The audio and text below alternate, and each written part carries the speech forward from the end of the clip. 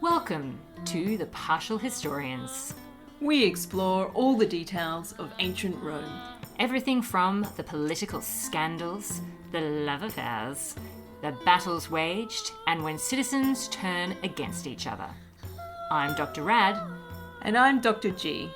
We consider Rome as the Romans saw it, by reading different authors from the ancient past and comparing their stories. Join us as we trace the journey of Rome from the founding of the city.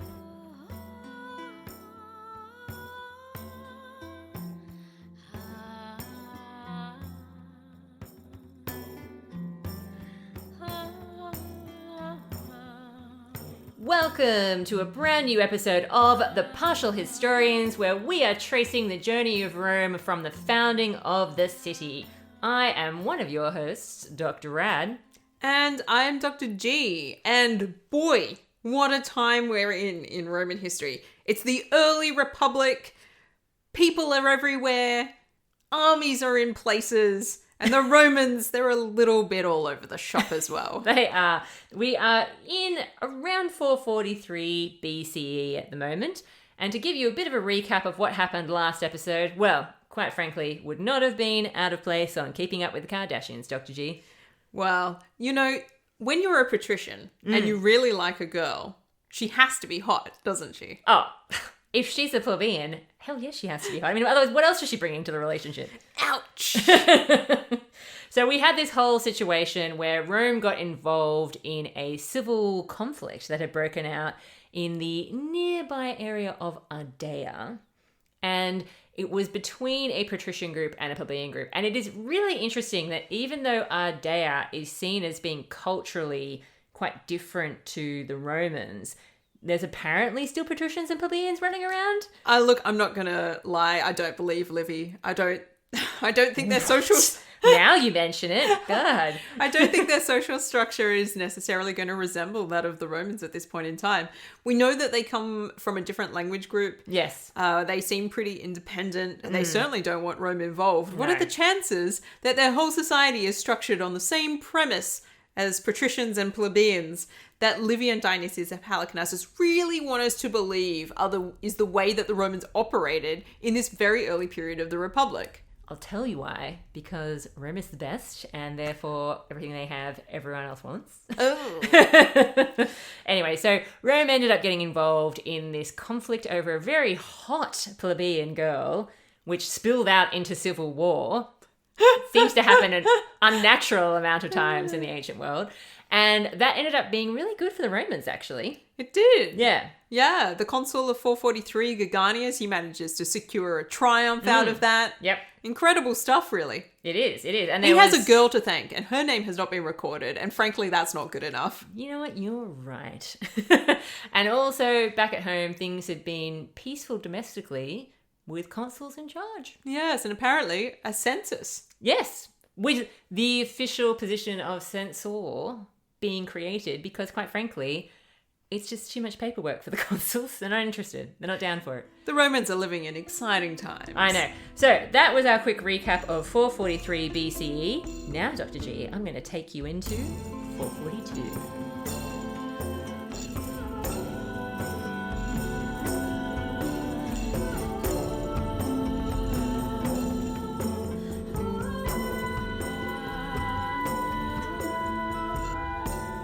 All right, Dr. G, so I know that you're going to be very attached to Livy today because Dionysius does not exist. Oh, yes, Dionysius of Halicarnassus is sadly missing for 442 BC. But I'm happy to give you what little I have been able to throw together by the way of other material. Look, I really appreciate the effort. So I start with Broughton. Yes. He and his co-author created a 2-volume, which then became a 3-volume set of magistrates of the Republic. Mm-hmm. And this is a great text, really. I mean, such good work. And anyway, we have the consuls.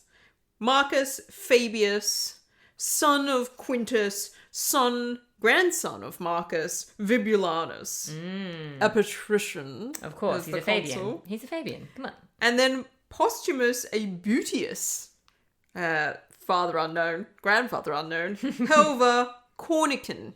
That's an unusual last couple of names there. It is the whole thing is a little bit unusual. Abutius, Helvia, Cornican is also a patrician, but Cornican just makes me think of corns, and I'm sorry, but I don't really want my political leaders to have skin conditions like that.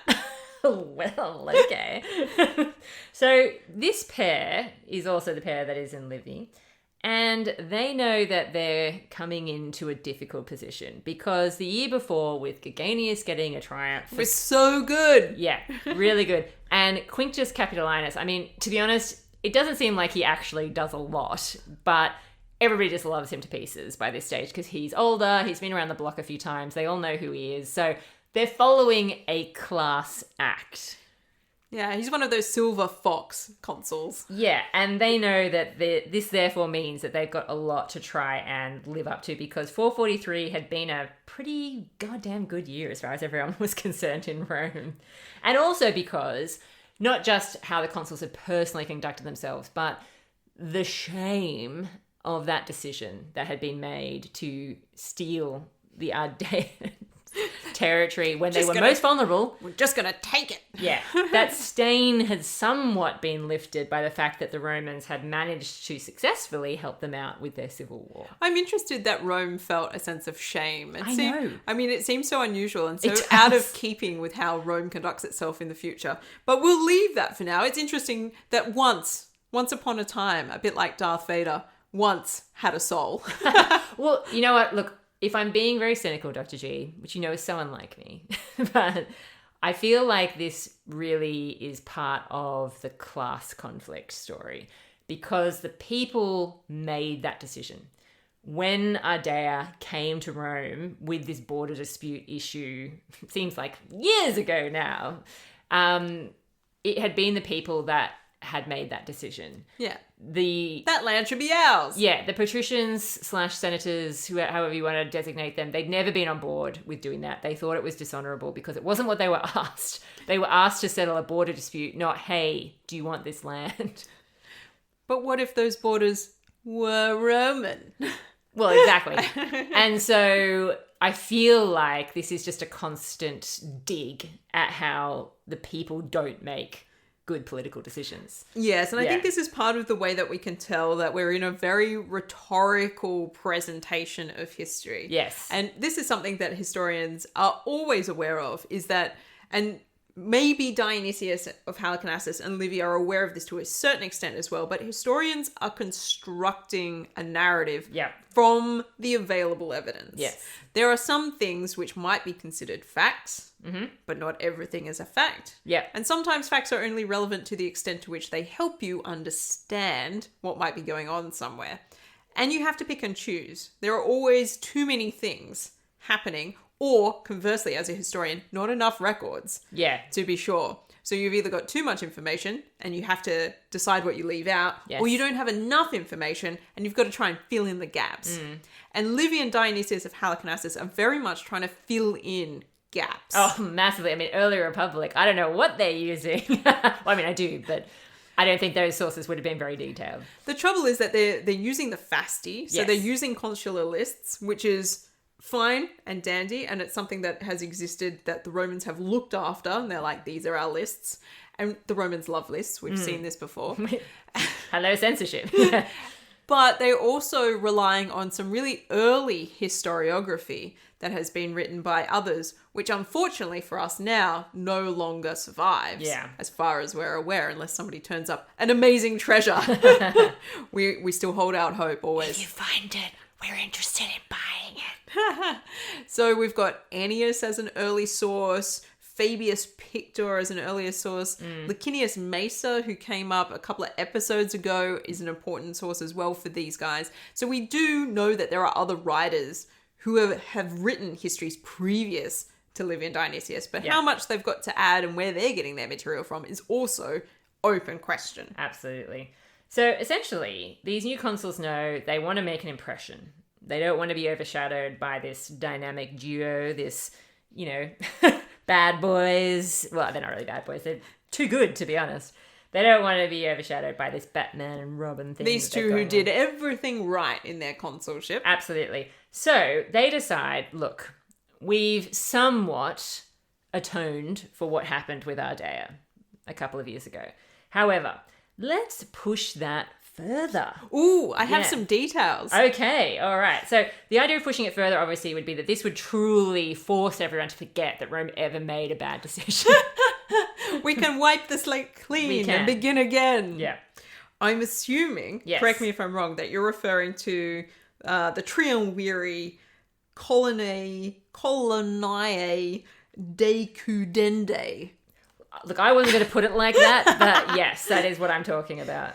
This is the group of three men brought together basically for the commission of the settlement. So trying to figure out the land in respect to Ardea. Yes. Once and for all. Absolutely. So they forced through a decree that as the population of Ardea had been completely decimated by what had just happened, that bizarre private conflict that started a civil war over a marriage, that Rome would therefore be setting up a colony in Ardea. I don't think this solves their shame issue at all. But wait. There is a very clever aspect to this. So, obviously, they're going to need people to enroll in the colony because they don't want Ardea to fall prey to the Volscians, who, as we highlighted in the previous episode, are very close to Ardea and an enemy of Rome. So, they don't want that happening. And Ardea used to be on good terms with Rome. They want to maintain that, all of that sort of thing. So they set up the decree in this very particular way so that it seems as though what they're doing is introducing something new rather than overturning a decision made by the people and assisted by the tribune of the plebs, I suppose. Like, they don't want to be seen that they're going back on the decision of the people, okay? But the senators privately get together. And they, never a good sign. But actually, in this case, they are actually for once doing something good. It's kind of shocking. So they decide that they're going to enroll as many colonists as they possibly can who are people from this culture, like from the culture associated with Ardea. They're going to be the colonists, not Romans. They're going to give Ardeans back their land in a sneaky way, creating an Ardean colony populated by Ardeans. Yes, so the only land that will be distributed to colonists will be the land that the Romans took in this bad judgment, this borderland area. So that's the land that they're splitting up amongst colonists. And they are not going to give any Roman person any of this land until they call them Rutilians in this sense, but that's just referring to the people from this culture. Ardea is the capital for these particular people. Those are the people that are going to be prioritized. So it's a very sneaky way of essentially handing the land back to the people of Ardea. So does this mean that Ardea from this point onwards is going to be technically classified as a Roman colony whilst being mostly populated by its native peoples? Yes. Interesting. It is. And this is when those triumvirs that you were talking about, three men, of course, triumvirs, they are appointed to help set up this colony. Yeah.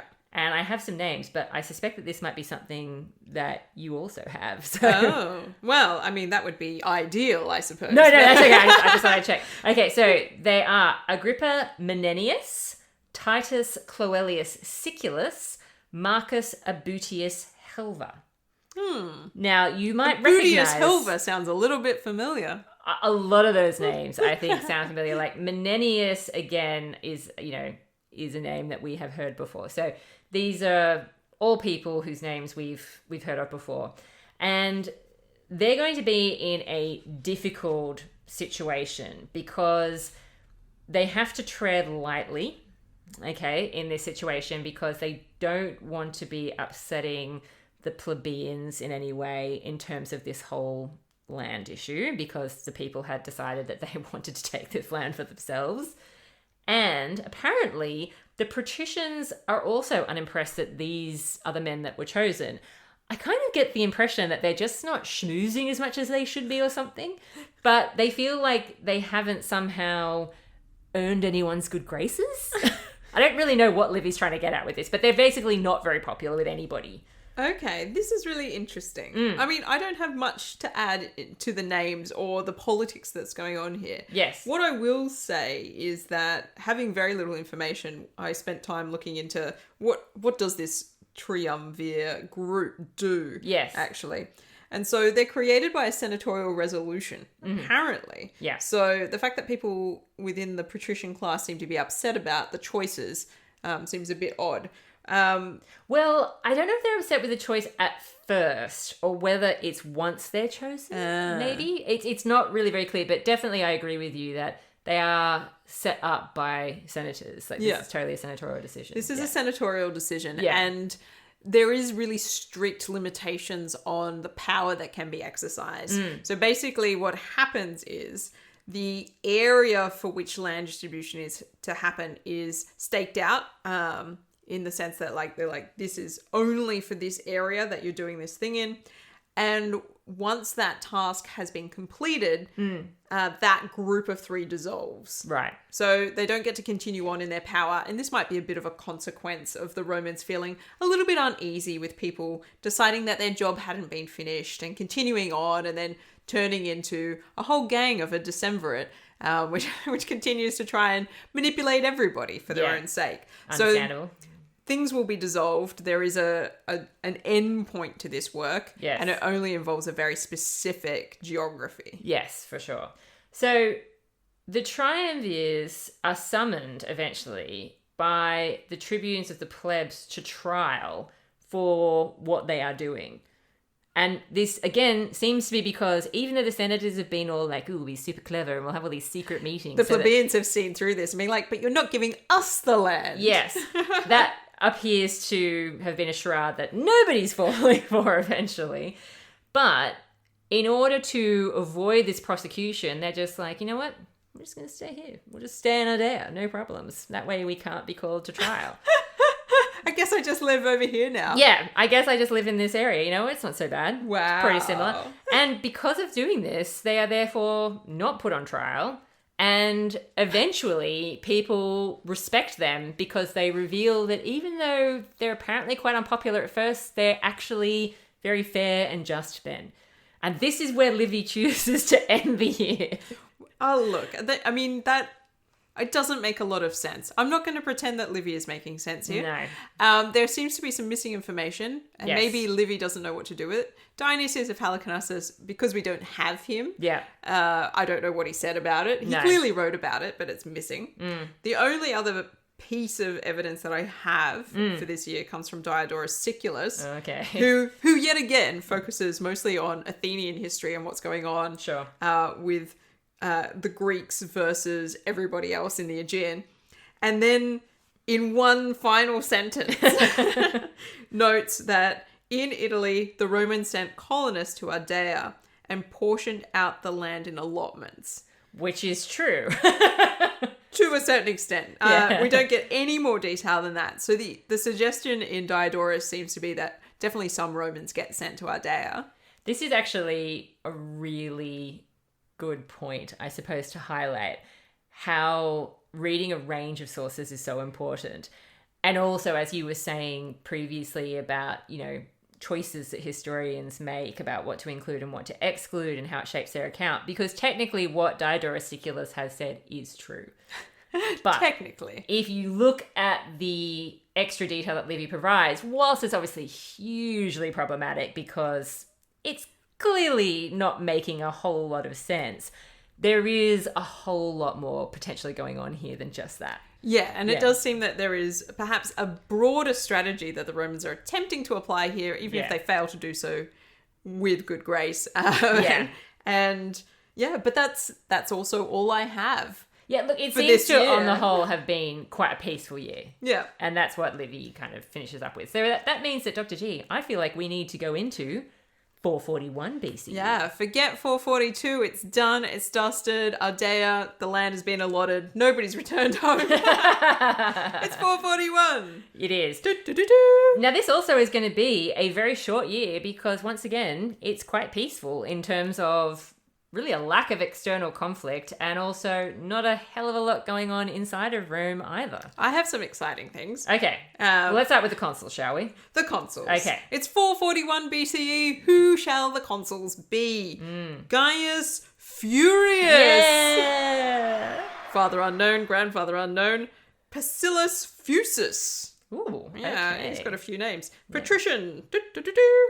And Manius. Or perhaps Marcus. There's some dispute over the pronomen. Yeah. Papirius. Father unknown, grandfather unknown. Crassus. Ooh, now there's a name. Yeah, sound familiar? It does. Yeah, that family's going to have a long and illustrious history. Although not necessarily attached to... This particular line. No, that's what I was going to say. I was like, that's suddenly just occurred to me that that's not quite the right connection. But anyway, I do also have those names, although as you say, there's that dispute over who's who. But anyway, apparently, back in the days of the decemvirs, they had pledged some games after the whole secession of the plebs thing had happened. And they decide that this is now the appropriate time for those games to finally take place. Remember those games?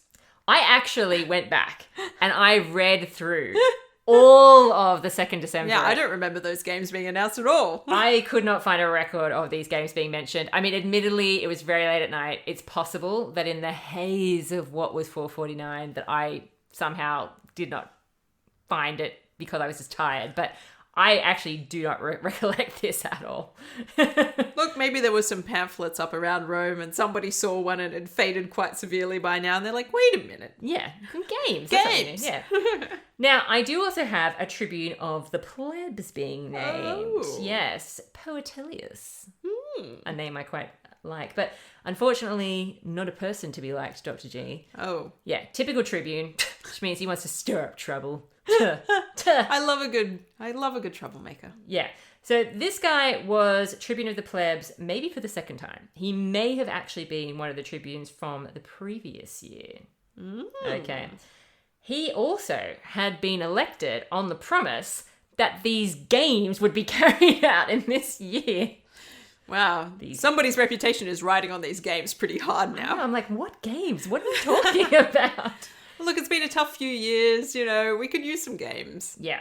Now, Poetilius decides that, well, okay, if the consuls have stolen my thunder by talking about the games, I know what I'll do. I'll say that the consuls need to put forward a proposal where the plebs are going to get some land. Oh boy, we've come full circle. I'm just like, oh my God, I do Land agree rights. with you. I agree with you, but this seems a bit out of left field after everything we've been dealing Look, with lately. land rights have been off the agenda for a little while, except have. until maybe last year. Yeah. They're always going to be on the agenda until there is equality. Yeah. Yeah, True. Anyway, so naturally the patricians respond, no, there will be no land for you. Thank you very much. Then Poetilius is like, okay, got to take another strategy. Instead, I'm going to try really hard to get a vote from the Senate about whether we're going to have these military tribunes with consular authority or whether there are going to be consuls voted for in the next election. Oh, okay. He's bringing out the big guns, isn't he? Yes. And again, the vote goes for consuls. Wow. Yes. Poetilius then says, all right, fine, have your consuls. But I'll tell you what's going to happen. I'm going to disturb the levy. And do you know what the response is from the patricians? What levy? There's no war, you idiot. Go ahead. Mess up the levy. See if we can. Good one. Wow. And that's all I have. This year is bonkers. It is. All right. So, Yeah. I have none of those kinds of details. Okay. All I've got Okay. is Diodorus Siculus. Right. Still. This is Book 12, Section 35. Okay. And he names the consuls, gets the consuls' names correct. Right. Incredible stuff. Yes. So he has a source. But he also talks about what is happening in Italy to the south. So we're talking about Magna Graecia, essentially. Yeah. This might become of interest later, so I'm going to mention it now. So we're not in Rome anymore. We're talking about the inhabitants of Thurii. Okay. Now, Thurii... I've heard of this place because Spartacus ends up capturing this town. Sorry, I got distracted. Thurii Yeah. is apparently founded in and around this period, Right. potentially in 443. Yeah. And so, we're a couple of years away from that. But it is on the Gulf of Tarentum. So if you're thinking about Italy today, that is the Gulf of Taranto. Right. It's in Calabria, and it's considered to be the arch, if you like, of the boot. Oh. So a cute spot, really nice spot. And they've got a situation where they're like, well, what is our foundation story? Who are we really? Where did we come from? Let's get creative. Yeah, let's explore our feelings about that. I've got an idea. A virgin gives birth to 2 twin boys. They spend some time thinking about it, and they send somebody out to Delphi to help them with it because they're kind of because Magna Graecia, they're Greek by extraction. Yes. So the Thurii are probably not Italian people. They're probably of Greek background. Right. And they're like, okay, let's ask the oracle at Delphi for help with our foundation story. And they come back and they're like, it's Apollo, everybody. Apollo is our founder. Hilarious. Okay. And so that's great. And everybody settles down to enjoy their newfound sense of self within that. So the Thurii, nothing really is happening in this year, but they're feeling themselves. Okay. Feeling that vibe, feeling that Apollo-ness. Interesting. We've got a bit of a connection to music, a sense of the sun, No wonder it's so appealing to the slaves. Yeah. Wow, okay. What a diverse group of facts we have for such a random year. I think, though, having covered 2 years now, Dr. G, it is time for the partial pick.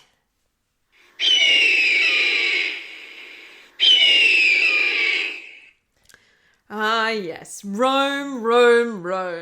Can you succeed in winning 50 gold eagles? I feel like, as a caveat, on the slight information we've been able to glean from the last 2 years, that the chances are probably pretty low. I'm not having good feelings about it. Even though we're doing 2 years in one episode. 2 years worth of information, 2 years of Rome being able to excel and assert herself in some profound way. Will they come out on top? No. All right. First category, military clout. No. Just a straight up no. Definitely no. All right. So 0 straight off the bat. Yeah. 2 years, nothing to show for it. No. Oofed. Diplomacy. Okay. I feel like there is something going on here, at least in 442, in terms of what's happening with Ardea. I mean, they are trying to figure something out. They are trying to. I mean, I don't know if it's exactly diplomacy, but they are trying to be diplomatic in the way that they're handling the situation. It would seem, if we're reading Livy straight, which, I mean, we could do. It's an idea. It's an idea. Yeah. That the Romans are actually trying to make up for what has happened in the past and give Ardeans something back as part of this settlement colonizing thing that they're doing right now. Yeah. I suppose you could see that as diplomatic. Exactly. So I feel like maybe, I don't know, a 4? Sure, why not? Okay. All right. So it's a 4. I don't feel very invested in what's happening in Ardea. But it's because I have no source material. At least we're finally getting to an end of it. I mean, my God, even though I know, I did say at the time, look, this is going to be a thing that comes back. But I really can't actually believe that we're still talking about it so many episodes later. It just keeps going and going. All right, so that's diplomacy. Yep. The next category is expansion. Definitely no. Well, okay, hang on. Well, technically, if they're trying to find a way to filter some Roman citizens into that borderland area of Ardea and get some colonists in there under the guise and aegis that they're also trying to support the Ardeans to get back into that area. It's actually very crafty. Yes. Yeah. No. And technically, yes, you're right. I mean, it is now a Roman colony, so... Technically, that's a little bit of an expansion. It is, actually. So I guess maybe... I don't know, maybe another 4? Yeah. Okay. Yeah. Or is that too much? I mean, it's not like it's a huge area. Well, it's not a huge area, but it is quite strategic. That's true. So you think about it. Ostia is the port that Rome has that's attached at the end of the Tiber. Yes. But it is maybe useful to have other ports. Oh, sure. Yeah. So, and Ardea is a port city. It is on the coast. So, in that sense, it maybe has a higher value. Okay. All right. So 4? 4. Okay. 4 it is. All right. Not too bad so far. Okay. So far. Virtus. I don't feel like anybody's doing anything that extraordinary in this episode. No standouts. I don't think so. No. What about your friend, the Tribune of the Plebs? Look, he's giving it everything he's got, that's for sure. If he hadn't said anything that year, Livy would have absolutely nothing to talk about. He does seem to have bungled most things that he's been involved in, though, so poor man. Yeah, I mean, you're right. He's trying very hard, but I don't know. I don't think it constitutes a weird choice That's if you what I don't mean. get to pull it off. It feels more like self-interest or something. Like he's just trying to make a name for himself. Oofed. Yeah. All right, so no Virtus. No. All right, citizen score. Well, the reason why we've managed to fit 2 years into one episode, which is very uncharacteristic for us, is because it's very peaceful in Rome and outside of Rome, which can only really be a good thing for the citizens. Yeah, there's not a lot of conflict, and so we'd have to suspect that things are going all right, because we'd certainly hear about it if things were going wrong. Yes. And Poetelius would have something meaningful to do with his role as tribune of the plebs. Yeah, Perhaps if there was real conflict to be encountered. Yeah, like sure, plebeians still have an issue with land, but that's been the case for like decades. So, and technically they've gained some land quite recently. Technically. So while land rights is a discussion that's continuing to happen, yeah, some people would have been given some land quite recently around Ardea. That's true. All right, so I actually think maybe we have to go for a 5. Like it's not... They haven't gone backwards. Maybe No. even a 6, because some of them may have been included in this colony land allotment. True. They did say that they weren't going to put Romans in until they ran out of Rutilians, which would imply that there might be some Romans there. So Yes. yeah. All right, a 6. So that means that we have a grand total of 14 golden eagles. Ooh, boy. Not great when you consider this is 2 years, but actually not as bad as I was thinking. I was actually like, oh my God, is this going to be another 0? Not another 0. No. No, they've done quite well. I think if they get over 10 at this point, they're doing all right for themselves. It's a tough time this century. It is. All right. Well, thank you so much for joining me, Dr. G. I have to say, a bit of foreshadowing here. The next couple of years are going to be far more dramatic. Look, I'm very excited because Dionysius of Halicarnassus kicks back in somewhere really soon. I'll have something to say. All right. Until then. Farewell.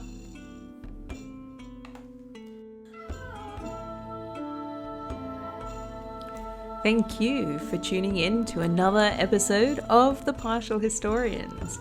I am Dr. G, and on behalf of Dr. Rad and myself, we want to thank all of our amazing Patreon supporters for helping us keep putting this show together and making it the best that we can. If you'd like to support us on Patreon, you definitely are welcome. We would love that.